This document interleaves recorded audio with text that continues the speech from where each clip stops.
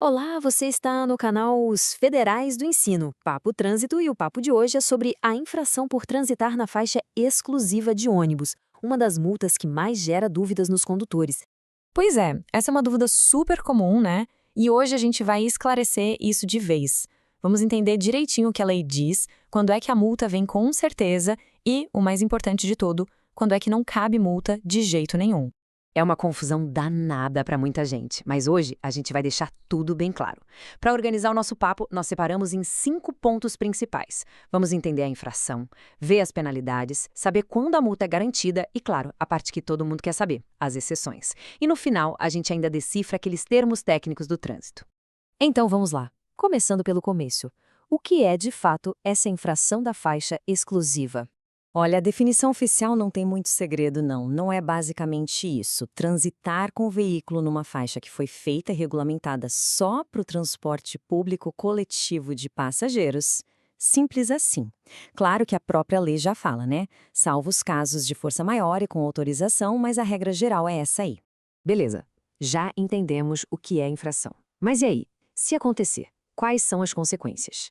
E aqui, pessoal, a coisa fica bem séria. Não é uma multinha qualquer, não. Para começar, a gravidade dela é gravíssima. É o topo da escala, a mais pesada que tem no nosso Código de Trânsito brasileiro.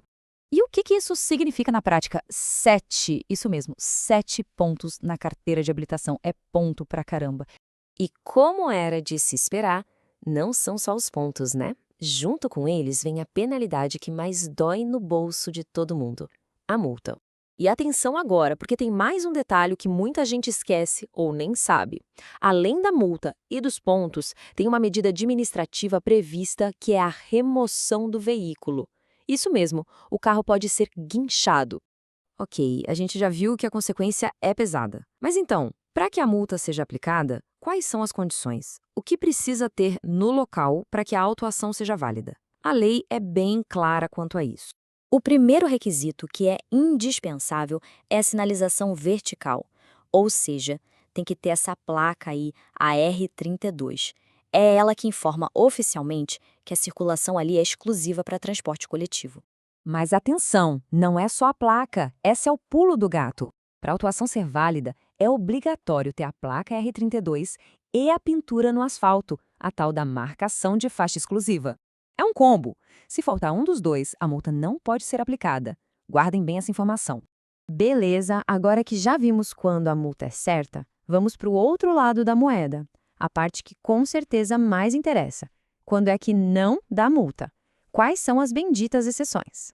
Essa tabela aqui resume bem a história. De um lado, o que gera autuação: andar na faixa, com a sinalização toda certinha, placa mais pintura. Do outro lado, as situações que protegem o condutor: falta de sinalização, precisar entrar para fazer uma conversão, acesso a garagens. São essas situações que a gente vai detalhar agora.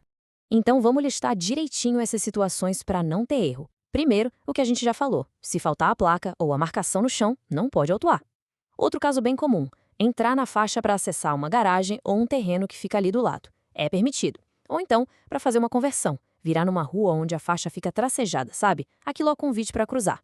Também pode entrar para sair de uma rua transversal, sem semáforo, e claro, nos casos de força maior. E tem mais, ó: parar para embarque e desembarque, se for permitido, veículos de socorro em serviço e, por fim, veículos que tenham uma autorização específica para estar ali. Legal, a gente viu várias exceções aí, mas apareceram uns termos meio técnicos, né? Força maior, lote lindeiro. Vamos decifrar esse transitês para não ficar nenhuma dúvida? Primeiro, força maior. O que é isso? Pense em algo que foge completamente do controle. Um evento que não dá para evitar, uma inundação na pista, um acidente grave que bloqueia tudo, uma barreira que caiu, uma obra emergencial. Nessas situações não tem o que fazer, a pessoa é obrigada a usar a faixa exclusiva para desviar. Isso é força maior. Lote lindeiro. O nome é esquisito, mas a ideia é super simples. É qualquer terreno, qualquer propriedade que fica coladinha na via. Pode ser uma casa, uma loja, um prédio com garagem. Se o acesso a esse lugar é pela via, é claro que a pessoa vai ter que cruzar a faixa de ônibus para entrar ou sair. E isso é totalmente permitido. Por último, a MFE, ou Marcação de Faixa Exclusiva. Isso nada mais é do que a pintura no asfalto, a linha. E o grande segredo dela é observar se a linha é contínua ou tracejada. Onde ela é contínua, não pode cruzar. Onde ela vira pontilhada, tracejada, ali é o ponto de entrada e saída, é o sinal verde para fazer a conversão ou acessar um lote lindeiro. Então, o grande resumo é: da próxima vez que alguém se deparar com uma faixa exclusiva, a primeira coisa a fazer é um checklist mental rápido. A sinalização está completa? Tem a placa e a pintura no chão? Saber disso pode evitar uma grande dor de cabeça. Federais do Ensino, um papo melhor para um mundo melhor. Produzido por J. Nascimento. Se você gostou deste conteúdo, deixe seu like e siga as nossas redes sociais. Federais do Ensino Papo de Trânsito, @gmail.com.